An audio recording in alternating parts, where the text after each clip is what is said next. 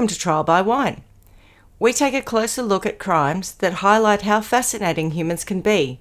Schmitty, Swanee and Clarky visit crimes and run them through their jury of three, debating both sides of the case to agree an appropriate, if totally fictitious, sentence. Please be advised, Trial by Wine may include explicit or disturbing content and will include drunken rambling. Listener discretion is advised. All right, how are we? Hello. Not too bad. How are you guys? We're well over here. You lot? Good. I can't believe the two of you are in T-shirts. It's freezing here.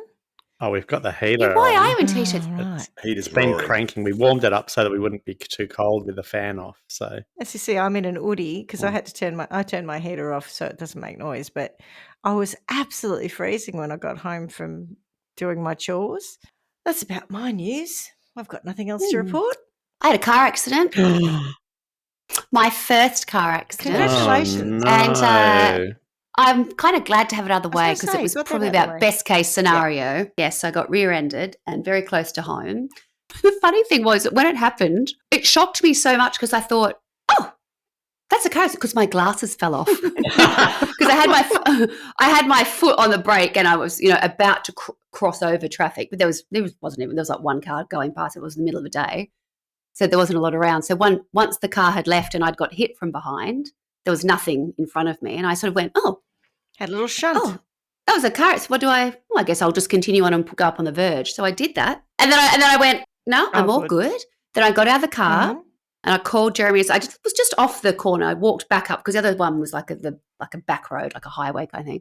And I walked up to see the other car. Anyway, the car was there and the man was getting just back into his car. So all the front of his car was sort of smashed up.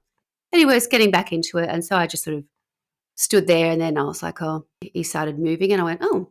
And then he started driving and I thought, oh, he's just going to pull up. And then I was filming him and he's got his hazards on, like the whole front of his car, just driving off slowly down the road. And I was like, okay, then I couldn't see anyone. I thought, oh, he must be going to do a U-turn or pull over or what else did the traffic through. And then Jeremy had arrived. He's like, I'll come up and have a look. You're in shock because I was just really quiet.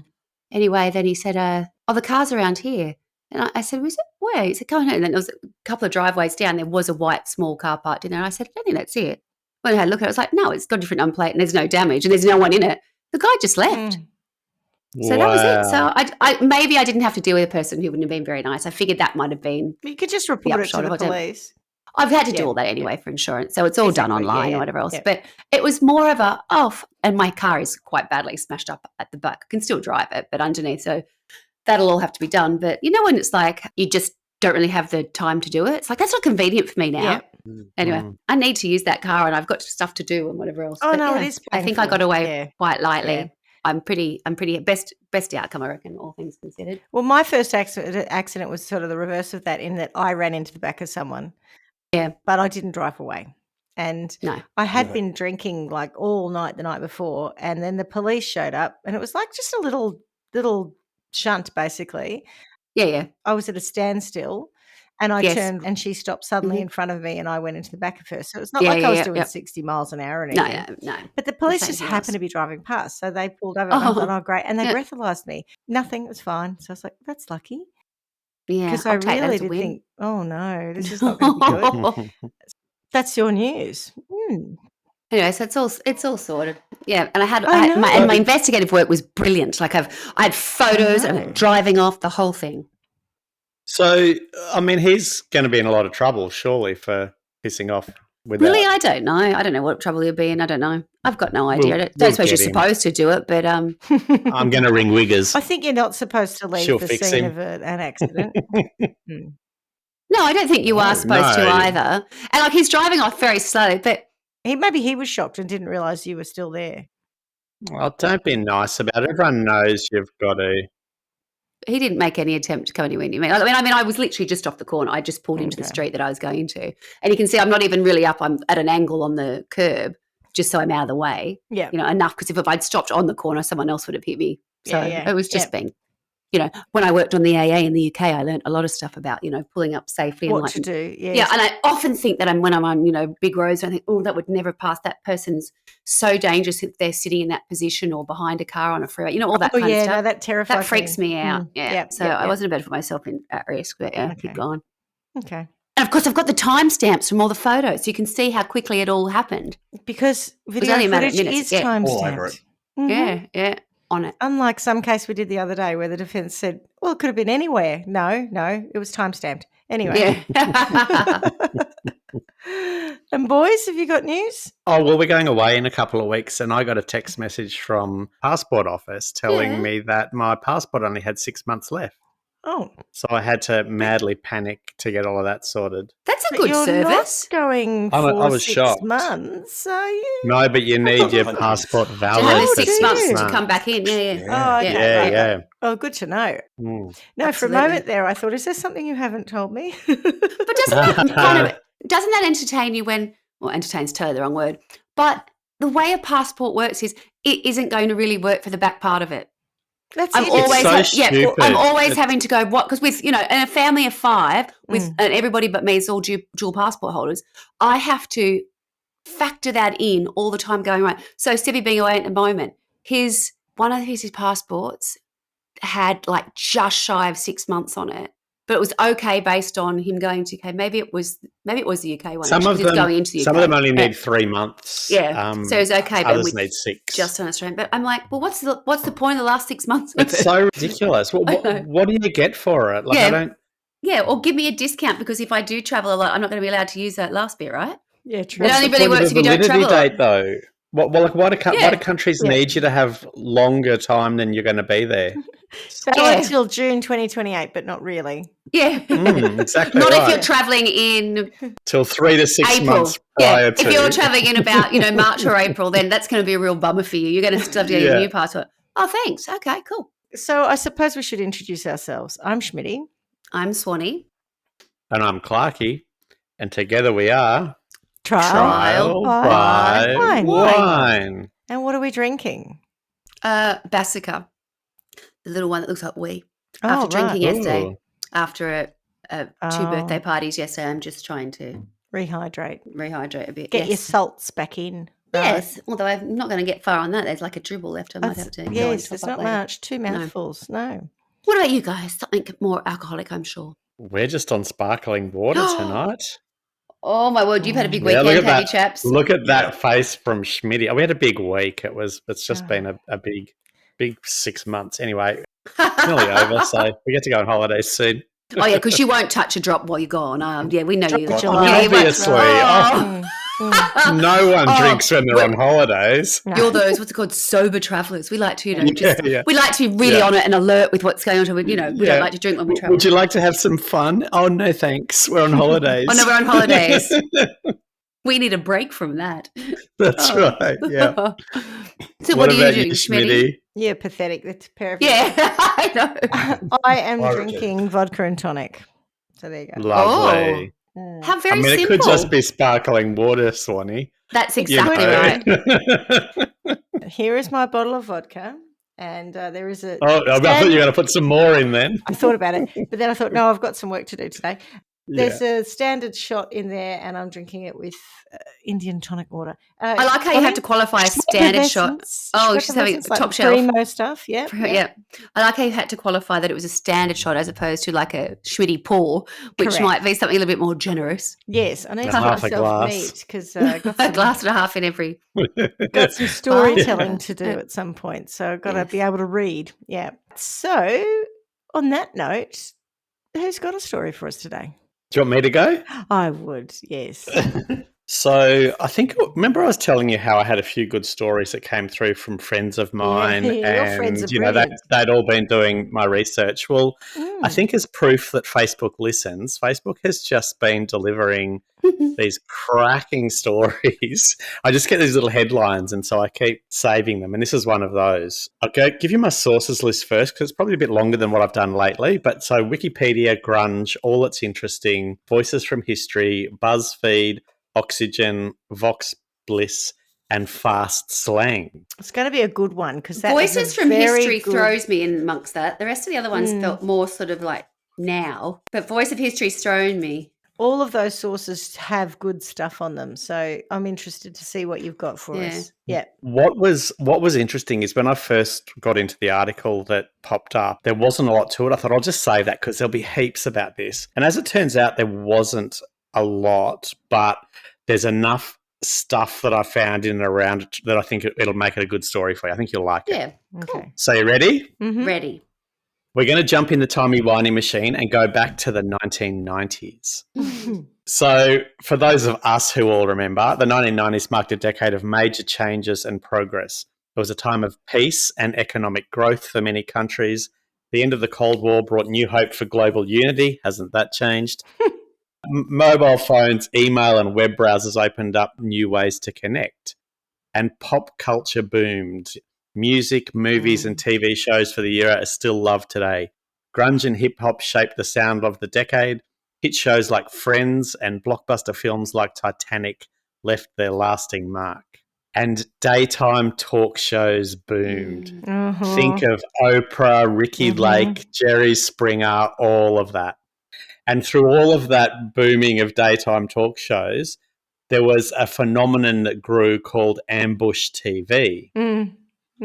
Now, for those of you who don't know, and according to fast slang, ambush TV is a term that refers to a type of content that is specifically designed to catch people off guard and make them feel uncomfortable or upset. Maths? It's often used in the context of reality television shows where producers will intentionally create situations that are meant to be shocking or controversial in order to generate more viewings and higher ratings. They may not have been aware of what they were getting into when they Jerry signed up for the Springer. show, or they 100% may Jerry have been Springer. misled about what was going to happen. What was Yeah. that In one some in the cases- UK? Was it Jeremy Kyle? Oh, yes. That was a shocker. Someone killed. Oh, sorry. Yeah. I could Anyway. never stand it. All of that whole thing I just hated. Was never a fan. And Schmitty, it's not funny. It's no coincidence that you say maths out of all of that because I can't even stand. I can't stand ads it for either. maths. No, same. Oh my No. gosh. It's Anyway. so gross. Yeah. Anyway, so in some cases, they may even be put in dangerous or potentially harmful situations without their knowledge or consent. Yep. One common example of ambush TV is the use of hidden cameras to capture people's reactions to certain events or situations. This can include things like pranks, stunts, or social experiments where unsuspecting individuals are placed in awkward or uncomfortable positions, then filmed for the purpose of entertainment. The Truman Show.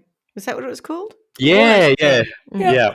Overall, ambush TV is a term that describes a type of content that is designed to shock, offend, or otherwise upset people for the sake of entertainment. While it can be highly effective at generating views and attention, it is also highly controversial and has been criticised for its potential to harm those who are caught up in it. Imagine this sort of stuff happening But it does. today, but you just said maths, so of course it does. Maths, I but don't also- watch it, so Things like Love Island and all of those, like they're not the same as like pranks and that. But you are, and even Big Brother, right? You are watched at all times. There's social experiments. They're the Yeah. same thing. Yeah. I just don't watch any of them, so I don't. No, neither don't do I. see it, I guess. I'm aware of Anyway, them, but yeah. so they all loved, creating these big scenes. And remember, there'd be like something trashy going on and people yelling at each other and whatnot. And there were things. Father, you are my father. I'm not Yeah, the yeah. baby. Yeah, yes, you are. Yeah. Yeah, so I had to do a quick Google search for some of the topics, and they came up with things like I'm in love with my cousin, man or woman, my child is bad, help my teens having sex, lie detector results revealed, of course focusing on catching cheaters. Sorry, I just got to go back one. Yeah. Help! Exclamation mark. My teenage child having sex. Not help my teenage child having sex. Yeah, having not help my teenage child have sex. That's right. Swanny's face when you said it, she was like, what? And I was like, I think the punctuation matters here. And the focus of today's story, I have a secret crush. Oh no. Oh. Yeah. Which also feels like it then sort of the second part of that sort of reality TV programming was this kind of stuff where exposing people, they come on with a secret or whatever else.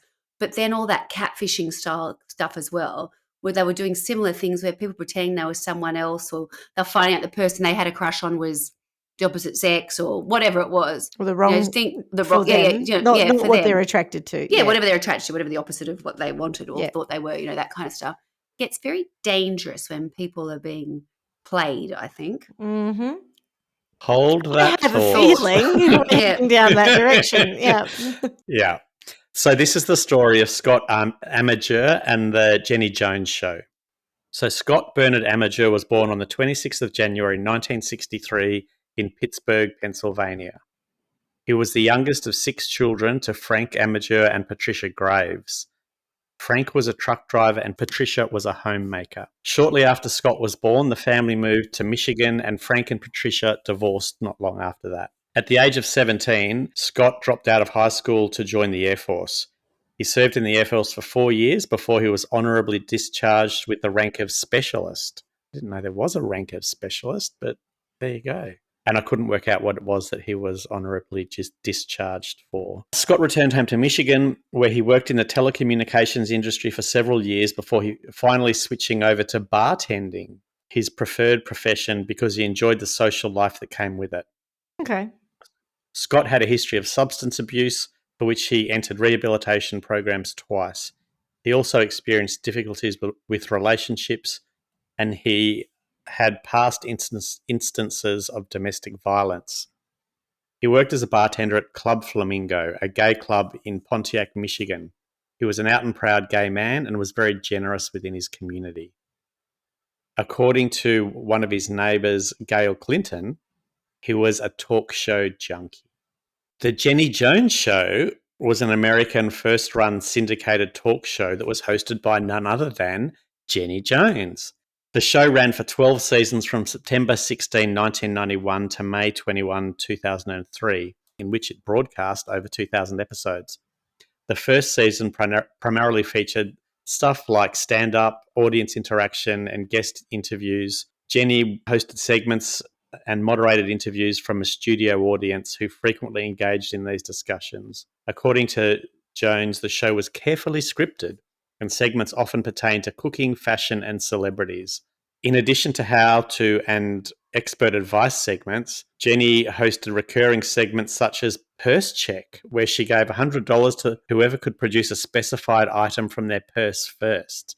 How fantastic. What a great, great riveting. TV. Yeah. Jenny's Mailbag, spelt M-A-L-E, where male viewers shared their pet peeves. Jenny's Baby Book, where viewers sent in their baby photos to be shared on the show.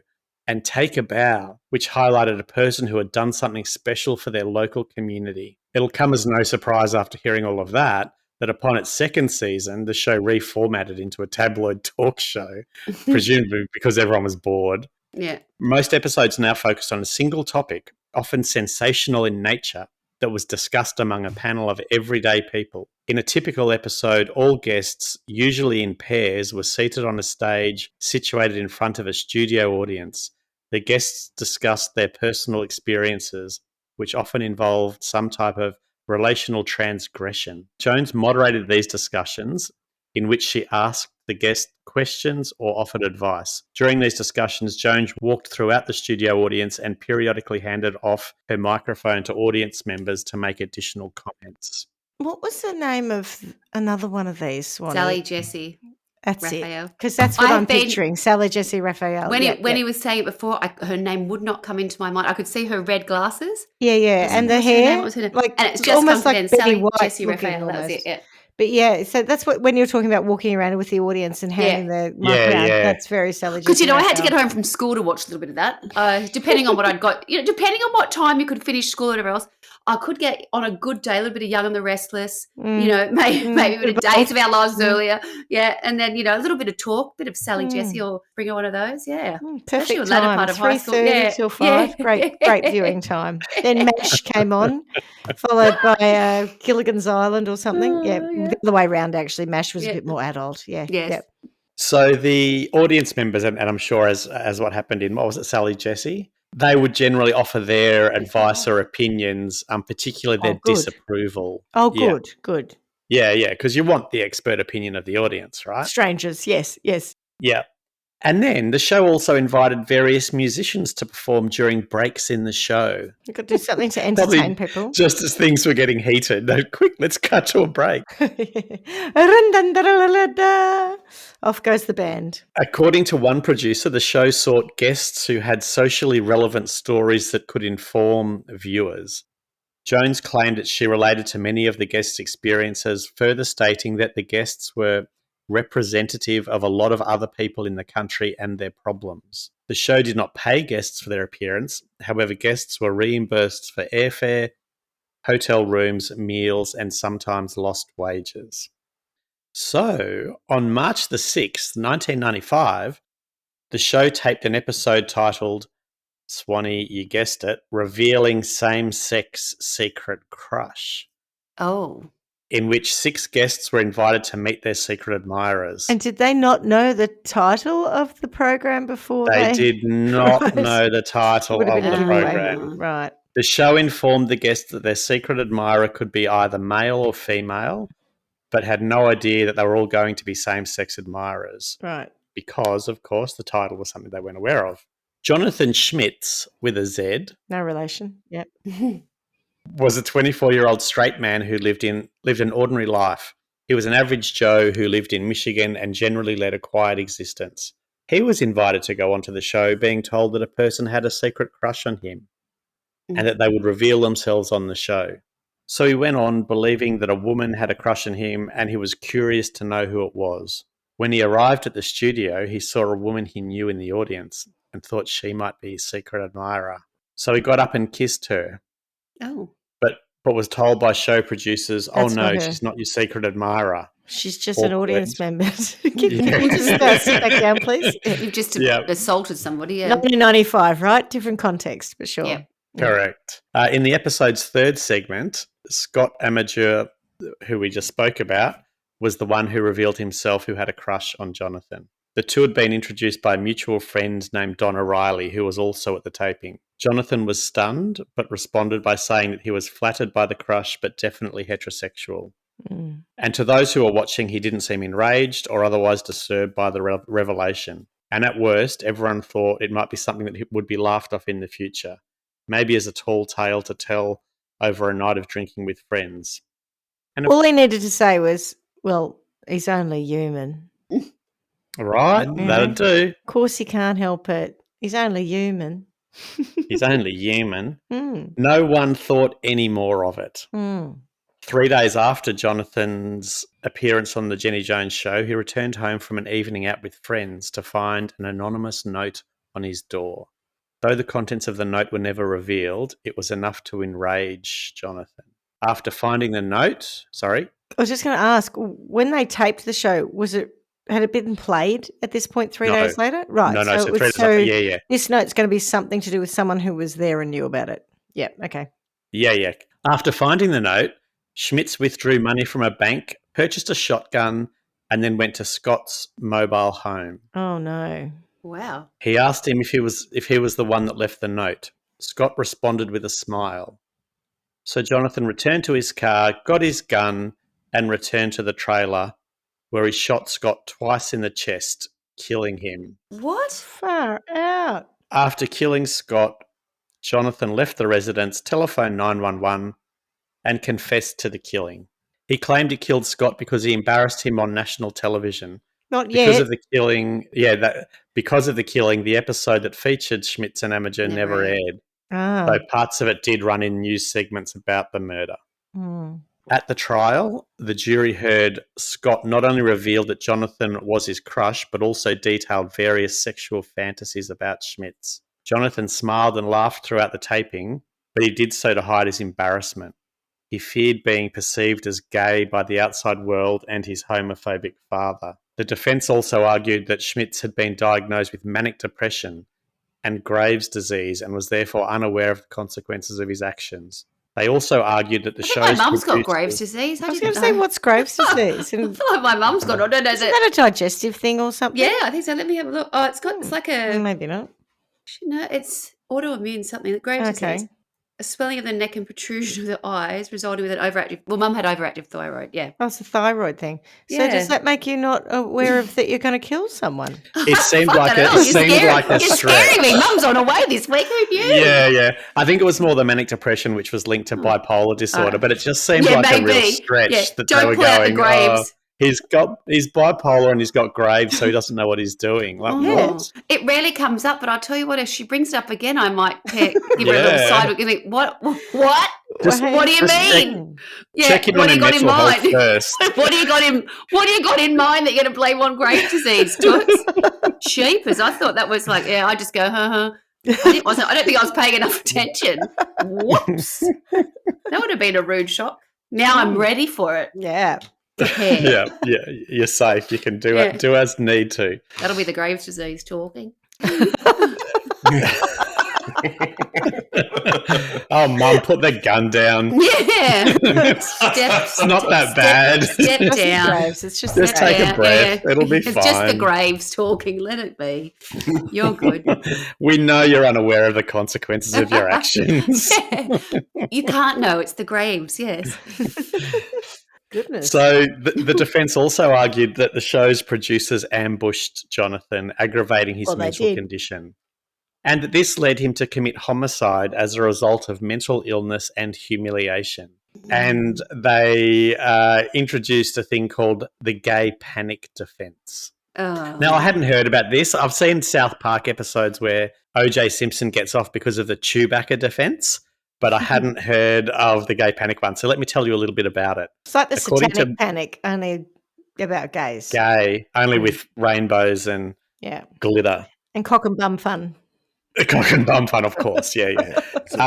So according to Wikipedia, the gay panic defence or homosexual advance defence is a victim-blaming strategy of legal defence which refers to a situation in which a heterosexual individual charged with a violent crime against a same-sex attracted individual claims they lost control and reacted violently because of an unwanted sexual advance that was made upon them. Think, like you're at a show going to watch people coming out or revealing their secret crush, and some bloke that you went to school with walks up and kisses you when we're talking about potential unwanted advances. I find it ironic that he's gone and kissed that woman thinking that she didn't pull a gun and his shoot him. secret crush, and it wasn't her at all. Yes, but that's what I was going to add to that. I was like, I wonder how many lesbians have had to use this defence in court when another woman has gone up to them and, they didn't realise. I've been hit on by women. Yeah. You didn't think to I didn't have a gay panic. No. You didn't have a gay panic? Are you bipolar? Have you got Graves' disease? What? No. Lucky she doesn't. We know how it would have been if she had had Graves' disease. My response was, I'm terribly flattered, and as long as someone finds me attractive, I'm feeling good. I didn't really care what gender I've been hit were. on by women too. I know, as long as someone thinks they're all still alive, as far as I know. Yeah. I don't know if they're alive, but they're not dead at my hands. Yeah, that's exactly right. Yeah. The defendant using the gay panic defence will use it against things like assault and murder with the aim of seeking an acquittal or a mitigated sentence, or perhaps even a conviction of lesser offence. A defendant may allege to have found the same-sex sexual advances so offensive or frightening that they were provoked into reacting. I panicked. A gay person spoke to me. I panicked. Yeah. Were acting in self-defense. They were going to kiss me. I had nothing to do but shoot them. I might catch it. What? More to the point, I might catch gayness. Were of diminished capacity, possibly had a low capacity already, or were temporarily insane, and that this circumstance is exculpatory or mitigating. I mean, my God. A gay person came up to me and I went mad. A gay person told me he thought I was hot, so I just went insane. I had to kill him. I went berserker. It was self-defense. That's terrible. There are some people who have, like this guy I think we're talking about, we don't know how conditioned he was by his homophobic father to have an extreme response when this happened. Because, when it happened at the time, he was, like whatever. But as he thought more about it, as he dwelled on the fact that it would become public, and this episode was going to come out and what that would look like, and then whatever this note was that tipped him over the edge. I think this note, whatever it was, tipped him over the edge. Now, when you say that he talked about his sexual fantasies, the victim, was that on the show he talked about his sexual fantasies? In the note, that's I what, thought. Or in the note? No. What I read it to be was that on the show he had said some of that, so that came out in court. Oh. God. So the contents of the note, but I mean, it could have been, I want to give him a know. little Could be anything. pat his little tushy. Yeah, you don't know how bad that is, but I still think I understand what you're saying, Schmitty. But I think murder, we often talk about people who have mental health issues or whatever, and plenty of them have the same kind of thing, but don't. Yeah, but if they don't have Graves' like disease that. as well, Well, I mean, probably I must say I don't normally take that into account when I judge like that. that's. I But think now what you tipped will. him. Yeah. Yeah. I wonder. I can't help but think that given his I wonder what mental Crohn's state, does. I don't want to know, Fucking right? hell, If Graves right? does that, Spree killing. Go on the Jenny Jones show and find I out. doubt. But I was just thinking, that's fine. I was just wondering, given the guy's Jonathan Schmitz mental health situation, which, was that he was, not in a great way, I would think, I would not have been surprised if he hadn't have done that. He might have taken his own life. Yeah. At the thought of it being so public, and because it was in the 90s. It's a shame thing. It was not it was still going to be, things were still pretty horrendous there. Certainly, the idea of when I think about what kids used to say to one another at school, it was not. Wasn't all lollipops and rainbows, It was so to not. speak. No, everyone was not going, I'm here, I'm queer. It was quite the opposite. Yeah. So the time was, I could imagine that he's gone back and started to think about how it was really going to play out once that was aired nationally or whatever, how it would affect his life. But it's not like he's terrifying. done something. That's the thing that, if it's not being outed as gay, he's being outed as someone who's the object of a gay person who's affection. come out and shocked him and said, now I did read somewhere, I wasn't going to say it, but it just seems like we've got to this point. I did read somewhere that there may have been... He may have had latent homosexual feelings? No, there was talk of something happening between the two of them. Oh. So the note was day 3 and there was something that... There was rumour of something that might have happened. Never any evidence found of it, so, possibly not. But that could potentially be something where he would go, my God, this is going to go bad. When you say there was rumour of something happening between them, do you mean that they had a sexual encounter? Yeah, okay. Yeah. Sexual encounter? No proof of it, though, and rumours, my God, No evidence whatsoever. Okay, yeah. Scuttlebutt. Yep. So the jury rejected the gay panic defence. So he was originally charged with first-degree murder, but he was found guilty of second-degree murder as the jury didn't consider his actions premeditated. Really? I went and bought a gun? All right. And I didn't even walk but only with after the the note. Is that the... Is that no, that's what I'm saying. This is the thing. When's it premeditated? At what point does it... I got a note, I think it's from this guy. I went and bought a gun, and then I went up and asked him about it. It's not like I walked up I with left the gun in the car. That's it, right? I didn't walk up with the gun, the loaded gun, and he tells me this, and in a blind rage, I just shoot him because the gun's in my hand. No, I went to my car, loaded it, came back and shot him. I didn't want to shoot him for the note wasn't his. How long is premeditation? That's what... Yeah, okay. Interesting. During his sentencing, Jonathan apologised to the family of Scott before he was sentenced to 25 to 50 years in prison. It's a big sentence for killing one person. Yeah, but one person. I mean, he could have made other choices. Of course he could have, but... Well, I tell you what's interesting about that being so long is it's second-degree murder too, not first-degree. So I just kind of go 25 is roughly what you get for one person. Why is it second-degree, Schmitty? Because he didn't premeditate it. Because it wasn't premeditated. I just thought it was quite a long sentence for killing one person. I agree, but 25 is 25 the minimum parole period? Like you must do 25 before you're up for parole? Well, no, I don't think so, and I'll tell you... I don't know that for a fact, but I'll tell you he didn't do 25 years soon. Okay. All right. So his conviction was overturned on appeal and it went back to trial where he was found guilty of the same charge and given the same sentence. So that's 1999 he was given the same sentence. And does that take into account that he'd already done 4 years? Time served, Time served. Yeah. They'd have to. So they didn't add another 4 years to it? No, okay. Yeah, correct. Right. Yeah. Anyway, we're going to show you for taking all our time. We're going to start again. Stop we're winding the clock back. wasting our money. That's Yes. right. Yeah.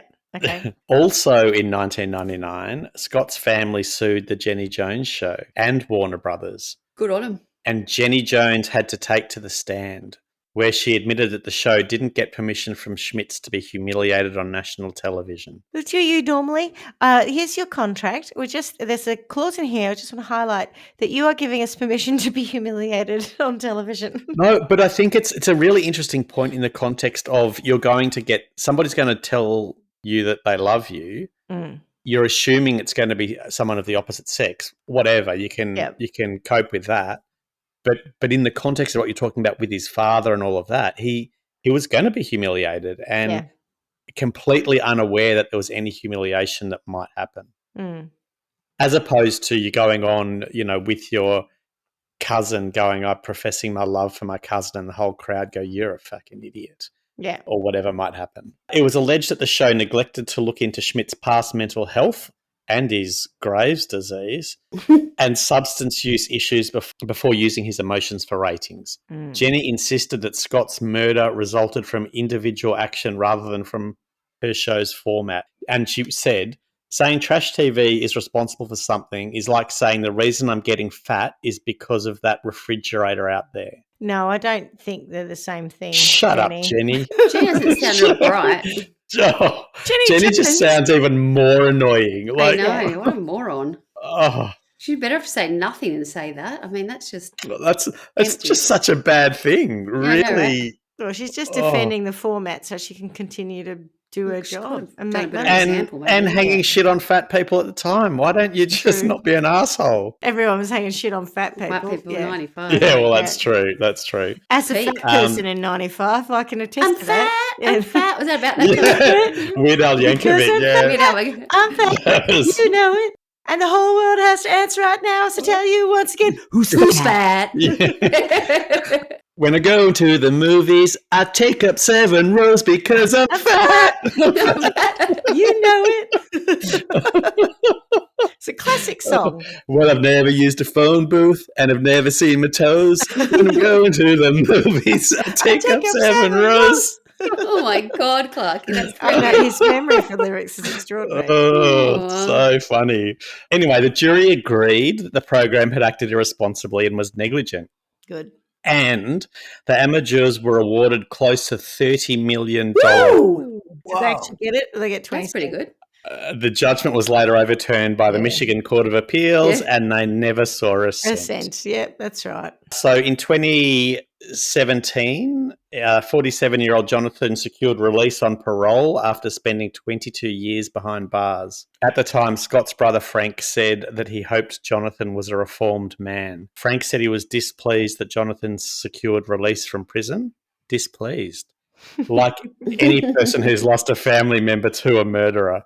It might be easier if he was an old grey-haired man. He's still got a lot to go, and my brother doesn't. Interestingly, he was released on good behaviour. Clearly, none of the same temptations around like Jenny Jones and her. Who knows? Ambush TV. You know, at this point, he may have come out loud and proud and spent 22 years in jail. Having cock and ball fun. Yeah. You know, if he had a gay panic, he'd have a lot of gay panic in prison. Yeah. That's right, yeah. Maybe he's just had, what do you call it, not aversion therapy. Or is it aversion therapy? You know, he's had to face his fears. Yeah.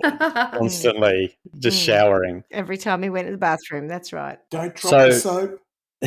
So, unsurprisingly, ever since he was released, Jonathan Schmitz has adopted a very private life. Stayed to himself I feel sorry for him. And following the case, talk shows like the Jenny Jones Show have now implemented psychological profiling when searching for guests. And I think if you look at that in the context of maths, they probably do it to make sure they get the fireworks rather than to make sure they don't. Like 100%.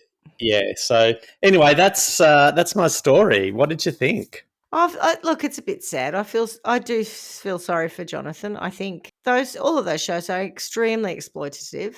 That's the point. There's a part of you're a bit dumb to not realise that when you go on them in the first place. But it was 1995, and so it wasn't like 30, 40 years later where everyone was doing it. No. Yeah, it's just sad. And he's lost 22 years of his life too. Mm. And I get where the brother's coming from. But yes, it's just a very sad story for everyone involved. But I think we could definitely go to town sentencing those disgusting shows.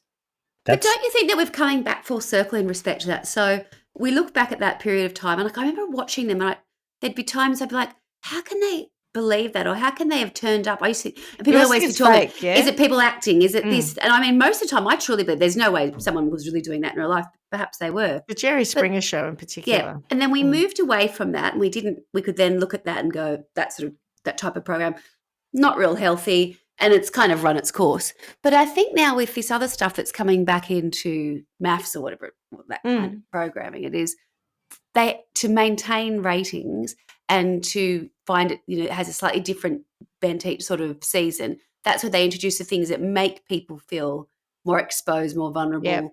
It becomes more sort of exploitative because they're orchestrating these things like they're puppeteers. It's not about finding love. We'll allow one couple to find love, and in fact, 2 or 3 could do it, and then only 2 get across the line. That's perfect. That's what we need. That's all we need. As they find love with another couple, and there's plenty of carry on in between. They need somebody to fall in love, but they need. If everybody did it, the show wouldn't exist, right? I know. So they need to know the people who they put the people who are totally wrong together. And they put the people who are a little bit wrong together, and the people who are going to hate each other. And they know all of that because before then they're like, right, well, that should be fireworks here or whatever else. The people that go into it, sometimes I'm thinking.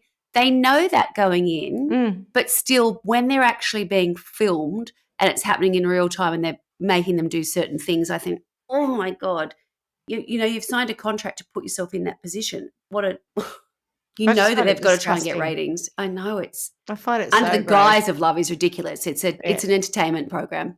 It's totally an entertainment program. It's the whole premise of it revolts me. It's like, let's meet someone I've never met, and then they get married, and then after time they're having sex immediately too. And of course, yeah. What on earth? I mean, I know some people have one-night stands, but surely you do that when you go out, you get pissed, you're a bit horny, you meet somebody, you fancy them, and you think, I'll give that a crack. That's very different to this setup. You know what I mean? What's marriage? Yeah. Horny about any of that? Ugh, and a camera crew following you to the door. Oh, yeah. Do they actually get married? No. Yeah, right. Not legally, no. Anyway, so let's sentence someone because someone deserves it. Yeah. I mean, I think that there's probably a lot that I don't like like you said, the whole talk show, ambush TV kind of thing. I don't know why people find it entertaining. And I don't know why people go on it. Like all of what you just said about, what. I think I know why I used to like watching it when I was younger, why I would do that as a teenager was because it seemed like unreal. So far removed from my very boring life or whatever it was. So there was that aspect of it. But I also think there's that voyeuristic thing going, oh, my God, I think, we're a bit shit, but frankly, we've got nothing on these who, oh, my God. Because a lot of the stuff, and certainly the stuff with Jeremy Kyle in the UK, a lot of it was about getting lowest common denominator, the people that they would get on that show. Yes. And I know you do the same in the US, but I can really attest to that having lived in the UK where Mick Philpott, was he on Jeremy Kyle? Yes. It was always like, did they give these people a free feed and a little bit of cash to come and share their horrendous lifestyles and secrets? And that's how they did it. They used them to create a television program. It was awful. And, it was other people going, oh, my God, looking down on them. And I think, 100% that's what it was. Not nice. Yeah. There'd be all those fights on stage and... Yeah. I just used to make me cringe. I'd be like, my God. Almost like if you think about it, gladiators and Christians in the Colosseum type stuff. It just shows you that human nature hasn't actually evolved that far since the Romans. When you think about kind of this idea of just something disgusting happening in front of an audience and they're going, yay, that's great, thumbs up, thumbs down. And there's an element of that psychology, I think, to your point. Why people would want to go on TV and carry on and argue like they do, I'm like, my God. But why would people 200 years ago want to go and witness an execution? But they did. There's something about human psychology. What I'm saying about the people going on, though, the people going on there and having those arguments publicly like that. For fame. Why do you go on Oh, maths? it's terrible. Why do you go on these programs? Because it's your 15 minutes of fame. And then you're on another one and another one and but another in the one. worst way possible. It's not like you're Fame's doing fame. anything. Who cares? You don't have to have a skill anymore. In the 90s, we didn't have phones and we weren't able to share our lives and photos. We didn't see people's lives. So we could just ring people we knew. Exactly. But do you remember if someone said, I've been on television or I'm going to be on television? That was a big deal. I know. So you were a celebrity. Back in the 90s, being on TV was kind of like an ultimate kind of goal. I don't think it even really mattered how you got there. Except you're having a scrag fight with someone who stole your husband off you or whatever. There was still some sort of... You're absolutely right. Like if we did video instead of audio and put this on YouTube, we're effectively creating our own show. And that wasn't, you didn't have that. So none of this stuff was accessible 35 years ago or 30 years ago. So you're absolutely right that then it became like you are some special person if you were on a television program. Yes. It was special. Yeah. Whereas now we see everybody's life all day, every day. Everyone, that's what they're sharing. They're personally like, this has happened to me, or there's been this argument, or I'm having, trouble falling pregnant, or whatever it is. If someone wants to share that now, they share it on their social media. Can't control where it goes. Exactly. Whereas historically, that was a story that you kept with yourself and your friends or your family, unless you were being interviewed on a television program, whether it be a news format or otherwise. But that's why it worked in that time. But now, I mean, we wouldn't. There's a lot of freak out there on social media. No, but the patience in that format wouldn't work either. It can be everything's so instantaneous now. Oh, what's the point of the story? Okay, I've seen it, on to the next thing, on to the next. The thought of sitting down for a half hour or whatever the shows were and waiting for that story to be, and then the audience, all of that. People don't have that concentration either anymore. It's like, cut to the point, where is it? Yep. People have the opportunity to curate and their own narrative. It's their own content, right? Yeah. So if I want to talk about the size of my vagina, like that kind of shit that's on TikTok and things like that, that's my choice to do it. You know what I mean? It's not a producer who's... Is that really what's on TikTok? I have no idea, but, there's a lot of nonsense, right? So if it's not that, it's some other... there's just endless crap. If you can go down a rabbit hole on these platforms and get lost for days, and you are no more enriched than when you entered that space. You may have lost some of your IQ. But the point I'm making is that people choose what they put forward. Whereas in the case of this 35 years ago, we're talking about the producers really manipulated what was put forward. And that's the whole point about that case against Warner Brothers and the Jenny Jones shows, was that they didn't tell him that this was going to happen to him. So anyway, but I think Jenny Jones herself, I'm happy to sentence her. Why not? She fat shamed too. And as a somewhat touchy woman, I'm offended. She just sounds like a bit of a goose. But, I think a lot of the stuff with these programs is, someone's name. It's the producers more often than not. Absolutely. I mean, and their networks that are telling them what they've got to get in terms of content. It's not the namesake. But, it's all about... Oh, well, the producers of the Jenny Jones show then. Correct, yes. What should we do with them? I think I would like us to return to a bit of trial by one heartland. Mm-hmm. Go back to the trial by one world. I was talking recently to a new fan that we have, who happens to be my boss, and she is listening. Fantastic. High five. Schmitty's boss. Hello. And I was explaining how we used to, we're at a function last night, and I was explaining, what our point of difference was. And then she said, well, you've got a bit soft on that actually, or words to that effect. And I thought, no, she's right. We don't sentence as much as we used to, and we don't go as hard as we used to. So I'm going to take the producers of the Jenny Jones shows and just basically anyone who in that period or even now know what they are doing. It is premeditated, because it is, to put these people into this situation. And I'm going to send them to somewhere in Trial by One world. Maybe I'll put them on a talk show, and we'll have really good researchers who will dig out the thing, back to Swanee's nut punch, psychological nut punch, the thing in their lives at their deepest, darkest psychological root that will humiliate them. And we will exploit and film that about these people so that they get a taste of their own medicine. Nice. What about? Have you got one, Swanee? You look like you're about to go. I don't actually. I know. I'm still struggling to think of one. Swanee. Yes. I didn't understand what you said. I can't let read it would turn out. Tara McWilliams.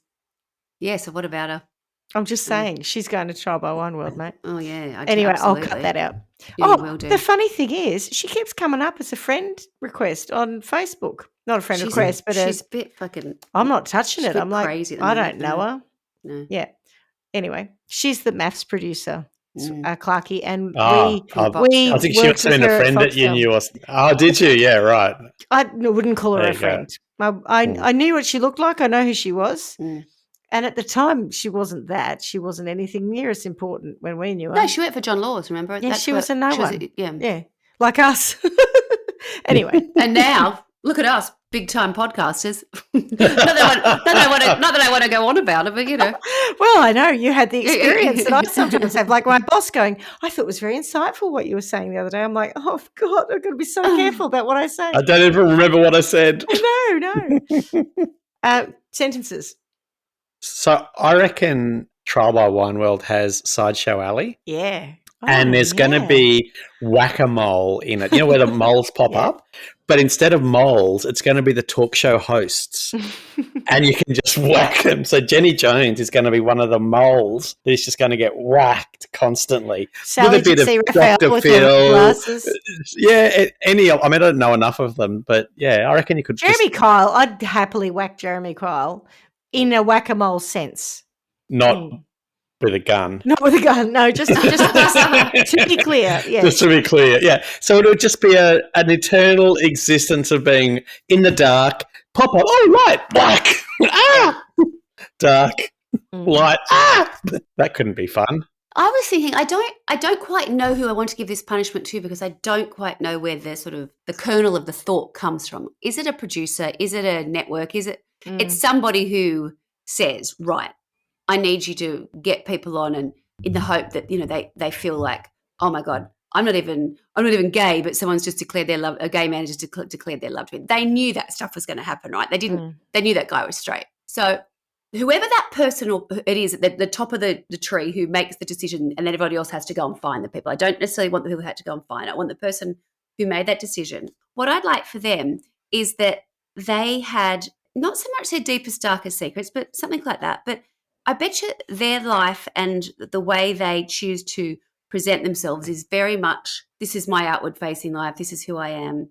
I'd like something to happen to them where they were exposed and it was them and their, not necessarily their deepest, darkest secrets, but, you know, I don't know, going to the toilet or just doing really perfunctory things that, you know, you just get on with it. It's not a big deal. But to feel totally exposed.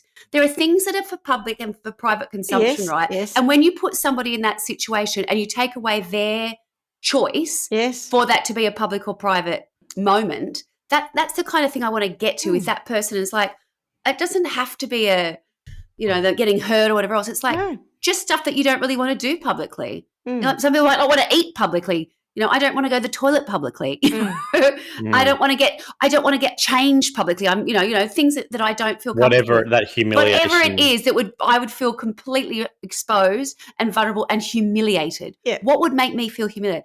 If you filmed me going to the toilet and then put it on national TV, I think I would just, you know, that would be horrendous. Die. It's like, oh my God. So it doesn't have to be the world's worst thing. It just has to be something that I just don't really care for everybody else to share with me in doing it. Yeah. You know, just something like that. Something as basic as something that we all do, but I don't want to share it. You know, I mean, it's not that big a deal, but I don't want it done. I know, it's humiliating. I think it's more than just put it on television, though, because the thing about 1995 is that TV program would have aired and never aired again, right?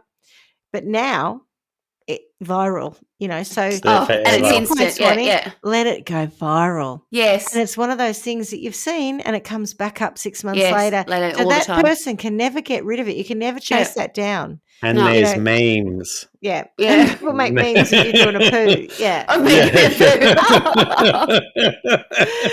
You talk about it being, you know, going to the toilet. And it's a funny thing because often I will have I won't call them nightmares, but they're uncomfortable dreams. Yeah. And it's usually because I actually need to wake up and go to the toilet. Yeah. But how many times I have dreamt that I'm in some kind of a public toilet and there are no doors on the toilet, and I'm desperate to do a number 2. I'm desperate, and people are in, and I'm like, oh, and there's no toilet paper, and it's just the most anxiety-ridden dream.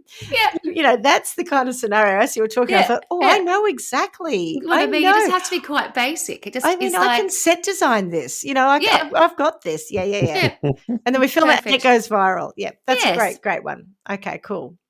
Ooh, that is a psychological nut punch. Nicely played. Yeah. All right, Clarky. Well, that was a good one.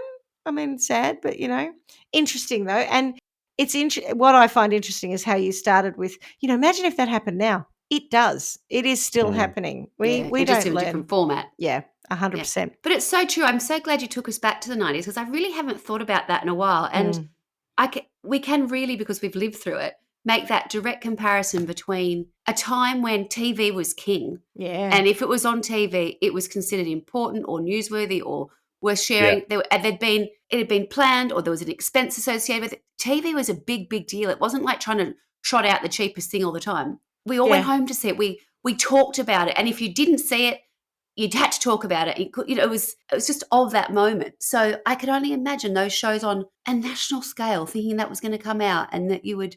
It would have been awful. Humiliated. I can understand. God. Not that he killed someone, but I can understand. Separate. Yeah. You're in this situation, you laugh about it, and then over time, as you're thinking about what's going to come, I can see that building up, and then I can see it being triggered.